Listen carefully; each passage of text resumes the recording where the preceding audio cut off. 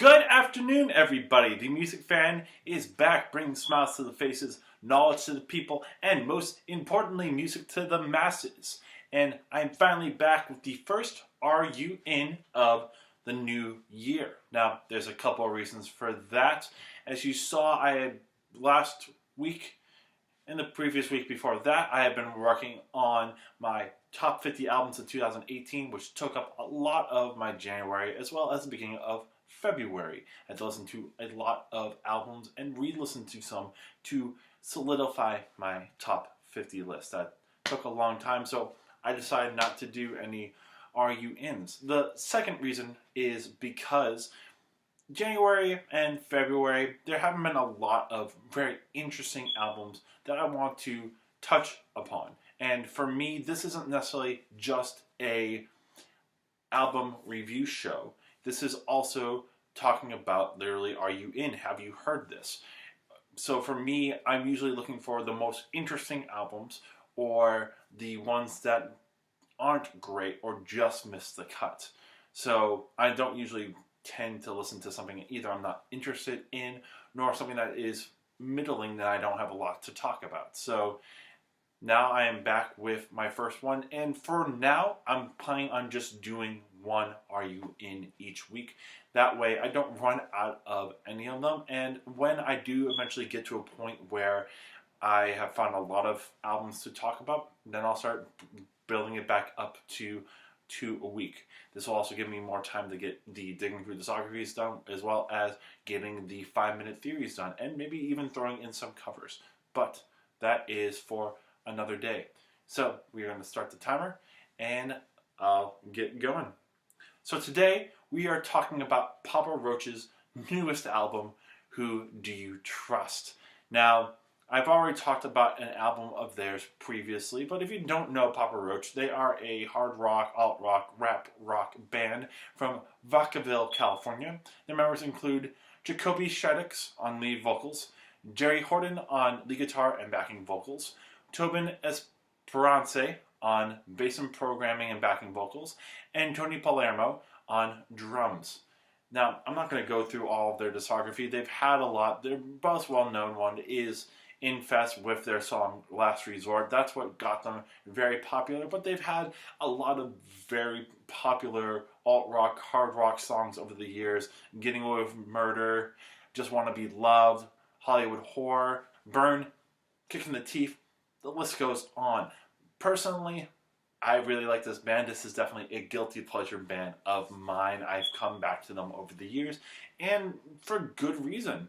Honestly, throughout the 2010s, they've had some pretty good CDs. The Connection in 2012 had this more electronic hard rock sound, incorporated both two in such a good way, in such an interesting way, that it got into my top 25 of that year. Fear, Face Everything and Rise got back to their older sound with a little bit more hard rock, not as well as the electronic tinges. And it didn't make my top 50, but it was a fun listen. Same thing with Crooked Teeth. Didn't make my top 50, but there's some decent songs on there, and even some decent pop songs like Periscope. A song that was pretty stagnant in arrangement, but very interesting after listening to it again. And also even some good singles like Crooked Teeth and Help. I will say though, there was also some parts that catered more towards a more mainstream sound, specifically Born for Greatness. It had this very poppy sound, and it did make me worried about what they were to go from. And I think a lot of my fears show up in this CD, Who Do You Trust? I didn't listen to any of the songs beforehand, and I'm kind of glad I didn't, because honestly, this is a very lackluster CD. I will say a lot of these songs either boil down into two categories. One being very cliched hard rock that they've already done before and much better, or more mainstream, trying to pull in newer audiences with this Imagine Dragons-esque sound. So let me go over some of these songs that are in the first category. Right off the bat, you get The Ending, which has this more open sound at times, even a darker sound, but it does, for the most part, just stick with the hard rock sound that they have known for a long time. Not a bad song, but when you go through their discography, it doesn't really stand up. Same thing with Renegade Music. It does have this awesome industrial sound, but it, again, doesn't really do much to change anything. I like the hard rock sound on there, but it honestly doesn't do much. Not the only one is the first time where we start hearing something a little bit different. I actually like the acoustic guitar on there, or at least like the acoustic electric sound with these very complex, fast-paced drums. It's a different sound, and one that I haven't really heard from this band. But the choruses come in, and then the hard rock sound comes in, and then this weird distorted vocal comes in, trying to, I don't know, maybe garner the attention of younger listeners. It doesn't work, and the outro is very bland and destroys what could have been a really, really cool song. And then the next song we got is Who Do You Trust, which is by far the blandest single that they have ever done. It feels like how do I describe it? A hard rock song for your fathers. Even the music video where they are all just having fun in pretending to be, news anchors and just dancing really, really weirdly like your father would. It's boring. The only nice part about it is this nice pre-chorus idea that goes down in half steps, and then there's some cool harmonies, but even those are distorted by electronics, which kind of takes away some of the bite and some of the interesting nature of those harmonies.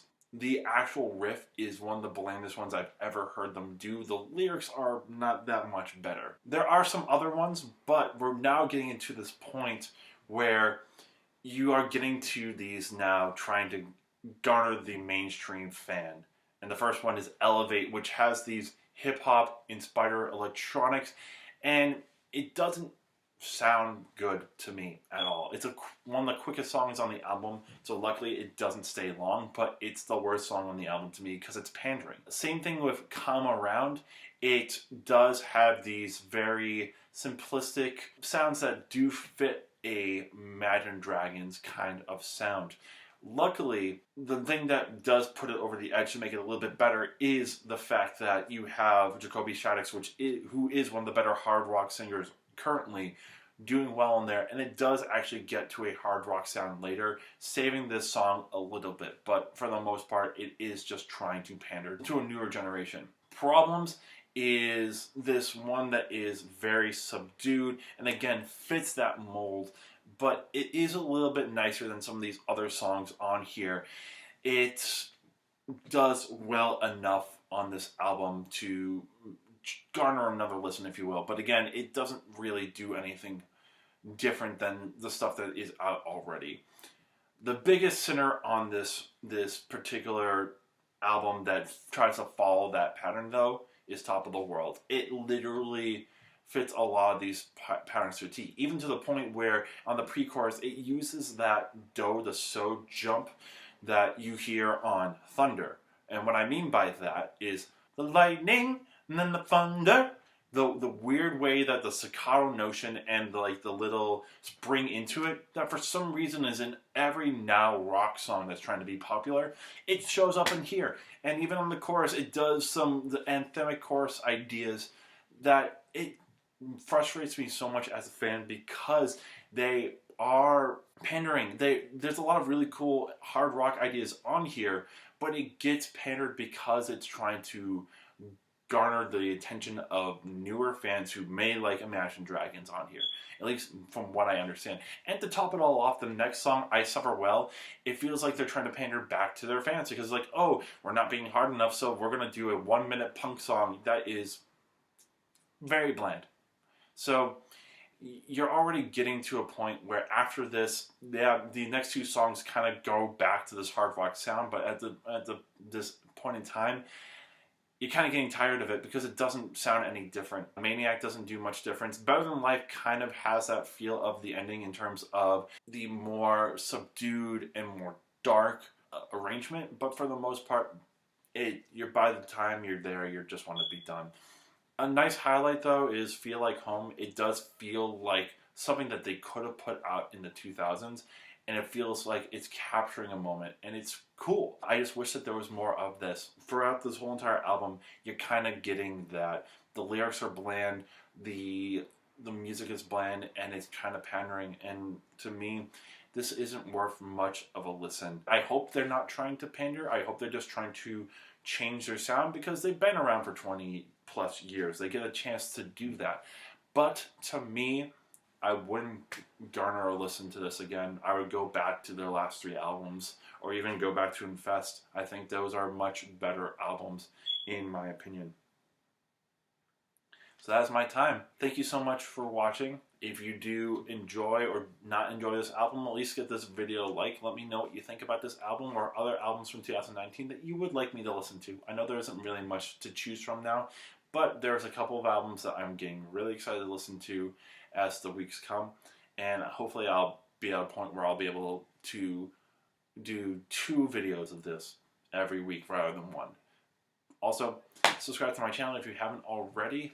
I put up 3 videos a week, sometimes 4, depending on what's going on. Share this with your friends and just keep on watching my videos. So tomorrow, I am going to be starting the newest Digging Through Discography. And we're going to be going through one of my favorite bands of all time. And I won't tell you just yet. You'll just have to find out tomorrow. Until then, this is The Music Fan, and I am signing off.